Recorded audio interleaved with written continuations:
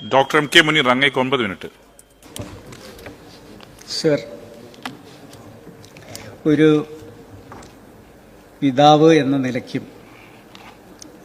താമരശ്ശേരി ഉൾക്കൊള്ളുന്ന മണ്ഡലത്തിൻ്റെ ജനപ്രതിനിധി എന്നുള്ള നിലയ്ക്കും കേരളത്തിലെ ഒരു പൗരൻ എന്നുള്ള നിലയ്ക്കും അങ്ങേയറ്റത്തെ വേദനയോടുകൂടിയാണ് സർ ഞാൻ ഇന്നിവിടെ നിൽക്കുന്നത്. സർ, ഞാൻ ഷഹബാസിൻ്റെ വീട്ടിൽ ചെന്ന് പിതാവിനെ കണ്ടിരുന്നു. പിതാവിൻ്റെ പേര് ഇക്ബാൽ എന്നാണ്. അദ്ദേഹം ഒരു പെയിൻറ് ജോലിക്കാരനാണ്. വാടക വീട്ടിലാണ് താമസിക്കുന്നത്. സ്വന്തം ഒരു വീട് ഉണ്ടാക്കാൻ തുടങ്ങിയിട്ടുണ്ട്. പക്ഷെ മകൻ പറഞ്ഞു, ഷഹബാസ് പറഞ്ഞു, എനിക്ക് തുടർന്ന് പഠിക്കാൻ ആഗ്രഹമുണ്ട്. അപ്പം ആ പാപ്പ പറഞ്ഞത്, ആ വീടിൻ്റെ പണി തീർന്നിട്ടില്ലെങ്കിലും ഇനിയുള്ള പണം നിനക്ക് പഠിക്കാൻ വേണ്ടി ഞാൻ മാറ്റിവെക്കും. ആ വീട്ടിലേക്ക് ഒരു സ്കൂട്ടറിൽ ആരോ ആ മകനെ അവിടെ കൊണ്ട് ഇറക്കുകയാണ്. അവൻ്റെ ഒരു കണ്ണ് പോയിട്ടുണ്ടായിരുന്നു. അവന് ഉമ്മയുടെ അടുത്ത് വന്നിട്ട് പറഞ്ഞത്, എൻ്റെ തല വലുതാകുന്നത് പോലെ തോന്നുന്നു എന്ന്. അത് കഴിഞ്ഞ് അവൻ കുറേ ഛർദ്ദിച്ചു. അവൻ ആശുപത്രിയിൽ കൊണ്ടുപോയി, ICUയിലേക്ക് പോയി. പിന്നെ നിശ്ചലമായ ഷഹബാസാണ് വീട്ടിലേക്ക് വരുന്നത്. സർ, ഇതെന്താണ് സംഭവിക്കുന്നത്? സ്വന്തം സഹപാഠികളാണ് അവൻ്റെ മുഖത്ത് നെഞ്ചക്ക് എന്ന് പറയുന്ന ആയുധം ഉപയോഗിച്ചുകൊണ്ട് അടിക്കുകയും അവൻ്റെ ഈ തലയോട്ടി പൊട്ടിപ്പോവുകയും ചെയ്തു. ഇങ്ങനെയൊക്കെ വൈരാഗ്യം വരാനുണ്ടാകുന്ന കാരണം എന്താണ് സർ? സർ, ഒരു DJ പാർട്ടി, ഇത് എല്ലാ സ്കൂളുകളിലും ഇപ്പോൾ നടക്കുന്ന ഒരു സാധനമാണ് ഈ DJ പാർട്ടി. ഡിസ്ക് ജോക്കി എന്നാണ് എൻ്റെ പേര്. ഇതാണ് പലപ്പോഴും അടിയിൽ കലാശിക്കുന്നത്. അവിടെയാണ് പലപ്പോഴും മയക്കുമരുന്ന് പാർട്ടിയായി ഇത് മാറുന്നത്. ഇവിടെയും ഒരു ട്യൂഷൻ സെൻ്ററിൽ DJ പാർട്ടി നടന്നു. ആ DJ പാർട്ടിയിൽ ഒരു പാട്ട് നടന്നുകൊണ്ടിരിക്കുമ്പോൾ നിന്നുപോയി, ഒരു പെൺകുട്ടി പാടുന്നത് നിന്നുപോയി എന്ന കാരണത്താൽ 2 സ്കൂളിലുള്ള കുട്ടികൾ തമ്മിലാണ് ഈ അടി നടന്നിരിക്കുന്നത്. രണ്ടും എൻ്റെ മണ്ഡലത്തിലാണ്. ഒന്ന് MJ സ്കൂൾ, ഒന്ന് താമരശ്ശേരി സ്കൂൾ. സർ, ഞാൻ താമരശ്ശേരി സ്കൂളൊന്ന് നന്നാക്കാനും അത് അന്തർദേശീയ നിലവാരമാക്കാനും എല്ലാവരെയും കൂട്ടിയൊരു കമ്മിറ്റിയൊക്കെ ഉണ്ടാക്കി അവിടെ ഇൻറ്ററാക്റ്റീവ് ക്ലാസ്സുകളൊക്കെ ഉണ്ടാക്കണം എന്ന് ആഗ്രഹിച്ച ആ സ്കൂളിലെ 5 കുട്ടികൾ ഇന്ന് കൊലപാതക കേസിൽ ജുവനൈൽ ജസ്റ്റിസ് ബോർഡ് പറഞ്ഞിട്ട് ഒബ്സർവേറ്ററി സെൻറ്ററിൽ കിടക്കുകയാണ്. സോ, എങ്ങനെയാണ് അവിടെ മറ്റുള്ള കുട്ടികളെ ഇനി നമ്മൾ അവരുടെ രക്ഷിതാക്കളുടെ മുന്നിൽ എന്താണ് പറയുക സർ? സർ, ഇതിൻ്റെ പിന്നിൽ ആരാണ് എന്ന് നമ്മൾ പരിശോധിക്കേണ്ടത് സർ. സർ, ഈ കുട്ടികൾ പറഞ്ഞതെന്താണ്? ഞങ്ങൾ ഈ കേസിൽ നിന്ന് രക്ഷപ്പെടും, കാരണം ഇത് അവൻ്റെ കണ്ണൊന്ന് പോയി നോക്ക്, ഞാൻ വിചാരിച്ചു കഴിഞ്ഞാൽ അവൻ ഇല്ലാതെയാക്കും എന്നൊക്കെ ഇവർ സന്ദേശം അയക്കുകയാണ് ഇൻസ്റ്റാഗ്രാമിൽ. ആ ഇൻസ്റ്റാഗ്രാമിൻ്റെ പിക്ചർ എന്താണെന്നറിയോ? വാൾ പിക്ചർ നെറ്റ്ഫ്ലിക്സിലെ ദക്ഷിണ കൊറിയൻ സീരീസിൽ വരുന്ന ഒരു കടുത്ത വയലൻസിൻ്റെ ചിത്രമുണ്ട്, സീരീസുണ്ട്. അതിൻ്റെ പേര് സ്ക്വിഡ് ഗെയിം എന്നാണ്. അതിലെ യോങ്ഹി എന്ന് പറയുന്ന ഒരു പാവക്കുട്ടിയുടെ ചിത്രമാണ് അവർ അതിൻ്റെ വാൾപേപ്പറാക്കി വെച്ചിരിക്കുന്നത്. അപ്പോൾ എത്രമാത്രം ഈ വയലൻസ്, ഇപ്പോൾ ഒരു സിനിമയുടെ പരസ്യം വന്നിരിക്കുന്നത് വയലൻസിൻ്റെ നരകത്തിലേക്ക് സ്വാഗതം എന്നാണ് ഒരു സിനിമയുടെ പരസ്യം. ഇന്ത്യയിലെ ഏറ്റവും വലിയ വയലൻസ് കാണണമെങ്കിൽ വരൂ എന്ന് പറഞ്ഞുകൊണ്ട് മറ്റൊരു ചിത്രം.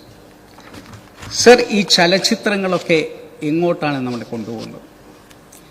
മരണ ഗെയിംസ് എത്ര ആളുകളെ കൊന്നിട്ടുണ്ട് സർ? സർ, ഇവിടെ തന്നെ ഇതിൻ്റെ പിന്നിൽ രക്ഷിതാക്കൾ എവിടെ നിൽക്കുന്നു എന്ന് കാണണമെങ്കിൽ പ്രതിയായ കുട്ടിയുടെ പിതാവിന് കൊട്ടേഷൻ രാഷ്ട്രീയ ബന്ധം. സർ, TP വധക്കേസുമായി ബന്ധപ്പെട്ടിട്ടുള്ള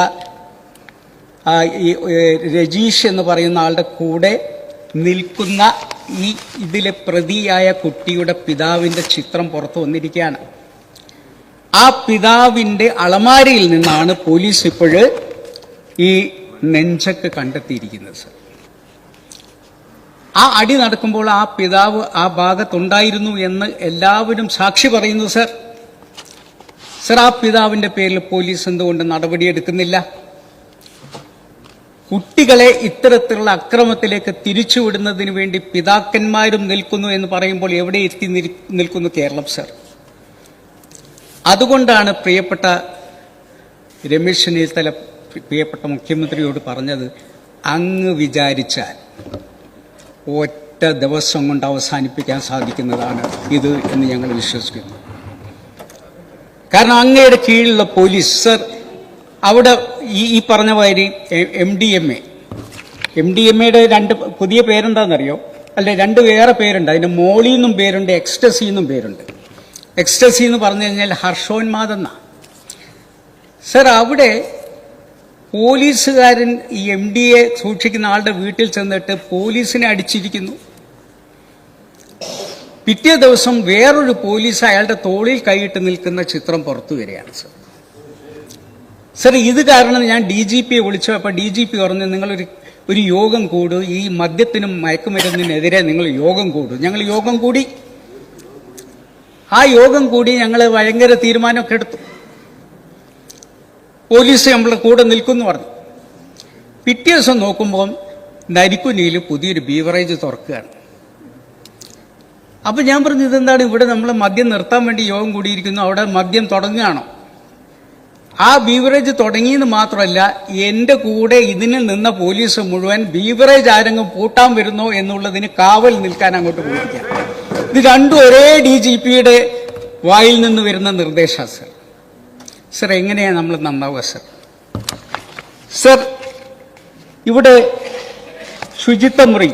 ശുചിത്വമുറിയിൽ നിന്നും അവിടുത്തെ മാലിന്യ വെള്ളം കുടിപ്പിച്ച് മിഹിർ ആത്മഹത്യ ചെയ്തു. വിതുരയിൽ +1 +2 തമ്മിലടി.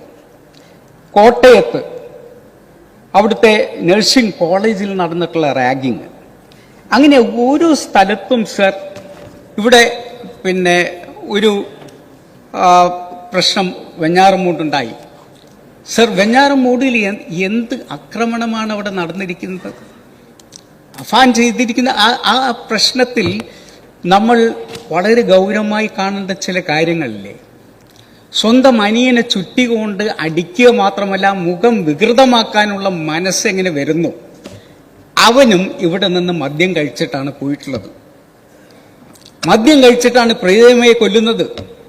സർ, ഇനിയും നമ്മൾ മദ്യഷാപ്പുകൾ തുടങ്ങുകയും ബ്രൂവറി തുടങ്ങുകയും ചെയ്തുകൊണ്ട് അങ്ങ് ദയവ് ചെയ്ത് KPSC ലളിതയോടും ഇന്നസെന്റിന്റെയും ആത്മാവിനോട് നീതി പുലർത്തണമെന്നാണ് ഞങ്ങൾക്ക് പറയാനുള്ളത്. അവരെ കൊണ്ട് ഞങ്ങൾ ഘട്ടം ഘട്ടമായി ഈ ഗവൺമെന്റ് മദ്യം ഇല്ലാതാക്കുമെന്ന് പറയുകയും അവർ മരിച്ച ശേഷം ഘട്ടഘട്ടമായി ഓരോ മദ്യഷാപ്പുകൾ തുടങ്ങുകയും ചെയ്യുന്നത് എത്രമാത്രം അവരോട് നീതി പുലർത്തുന്നു എന്ന് നമ്മൾ പരിശോധിക്കണം സർ. അതുകൊണ്ട് ദയവ് ചെയ്ത് ഈ മദ്യത്തിൽ നിന്നും ഈ മയക്കുമരുന്നിൽ നിന്നും സമൂഹത്തെ രക്ഷപ്പെടുത്താനുള്ള മാർഗങ്ങളെക്കുറിച്ച് മുഖ്യമന്ത്രി മുൻകൈയെടുത്ത് പ്രവർത്തിക്കുകയാണെങ്കിൽ ഞങ്ങളുടെ പൂർണ്ണ പിന്തുണ അതിനുണ്ടാകും.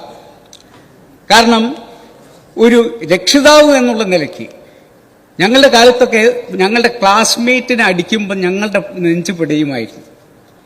സഹപാഠി എന്ന് ഞങ്ങൾക്ക് അറിയില്ലായിരുന്നു ആ വാക്ക്. കാരണം അവർ സഹപാഠി ആയിരുന്നില്ല, കൂടപ്പുറപ്പായിരുന്നു. അങ്ങനെ കൂടപ്പുറപ്പായി കണ്ടിരുന്ന ഒരു കാലത്ത് നിന്നും സ്വന്തം സഹപാഠികൾ നെഞ്ചക്ക് കൊണ്ട് മറ്റുള്ളവനെ കൊന്നിട്ട് അതിൽ ആത്മരോധനം കൊള്ളുന്ന, സന്തോഷം കൊള്ളുന്ന, ആത്മഹർഷം കൊള്ളുന്ന ഒരു തലമുറയെ ഇനിയെങ്കിലും നമുക്ക് തിരിച്ചു പിടിക്കണം സർ. അതിനാകട്ടെ ഈ ചർച്ച എന്ന് മാത്രം ഞാൻ പറയുന്നു.